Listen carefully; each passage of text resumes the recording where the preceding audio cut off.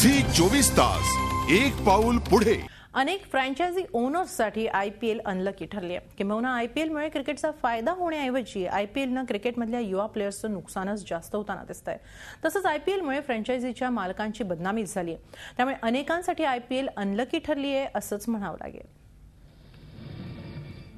आयपीएलमुळे cricket बदनाम झालाय। भारतीय क्रिकेटमधल्या युवा प्लेयर्सला संधी देण्याच्या उद्देशानं सुरू झालेल्या लीगमुळे आता युवा प्लेयर्सचं नुकसानच जास्त होतंय हे स्पष्ट झालंय। बीसीसीआयचंही आयपीएल मधल्या धिंगाण्यामुळे नाक कापलं गेलंय। अनेक फ्रँचायझीही आयपीएलमुळे अडचणीत आल्यात। सहारा ग्रुपनं घेतलेली ही टीम अखेर बेसहारा झाली आहे। सर्वात महागडी असलेली ही टीम पॉइंट टेबलमध्ये मात्र नेहमीच तळाला राहिली आहे। सगळ्यात महत्त्वाचं म्हणजे सहारा ग्रुप आयपीएलमध्ये आल्यापासून सेबीची वक्रदृष्टी त्यांच्यावर पडली आणि त्यामुळेच सहाराची पत घसरली। आयपीएल सहारासाठी अपशकुनीच ठरली।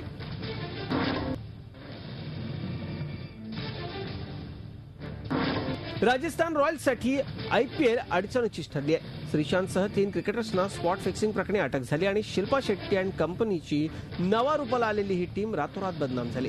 रॉयलमध्ये बुकीनी घातलेल्या धुमाकूळ यामुळे बॉलिवूड स्टार शिल्पा शेट्टी आणि राज कुंद्रालाही धक्का बसला। इंडिया सिमेंटच्या मालकीची असणारी ही चेन्नई सुपर किंग्सची टीम फिक्सिंगच्या फेऱ्यात अडकली आहे। इंडिया सिमेंटचे ओनर बीसीसीआयचे अध्यक्ष एन श्रीनिवासन यांचे जावई गुरुनाथ मयप्पनला फिक्सिंग प्रकरणी अटक झाली आहे आणि श्रीनिवासन यांचा बीसीसीआय मधला भक्कम असलेला पाया डळमळला। मयप्पननं चेन्नईच्या पराभवावरती अनेकदा सट्टा लावून मोठी रक्कम कमावली।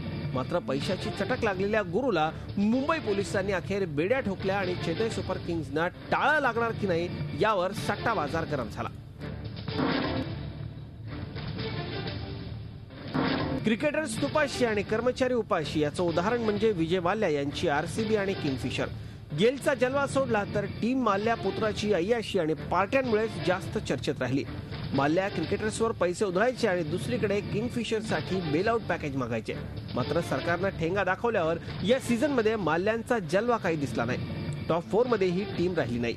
तसंही माल्या आयपीएल मध्ये आल्यापासून त्यांची विमानही हवेत दिसण्याऐवजी जमिनीवर दिसू लागली आहेत। माल्यांनाही आयपीएल अनलकी ठरली असंच म्हणावं लागेल।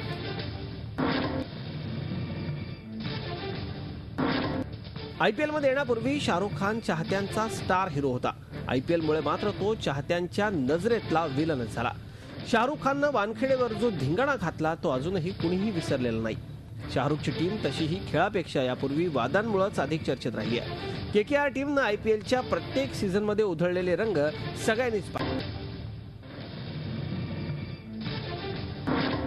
आयपीएल मध्ये येण्यापूर्वी गालावर खळी पडणारी प्रीती बॉलिवूड मधली लीडिंग स्टार होती। मात्र आयपीएलच्या नादाला लागून तिचं फिल्मी करिअर बरंच मागे पडलंय। प्रीतीची टीमही प्रत्येक सीझन मधल्या पहिल्या टप्प्यातच गारद होताना दिसली। एकूणच काय तर तेल गेलं तूप गेलं आणि हाती आलं धुपाटणं अशीच तिची अवस्था झाली आहे। Bureau report Zee media. Zee 24 तास एक पाऊल पुढे।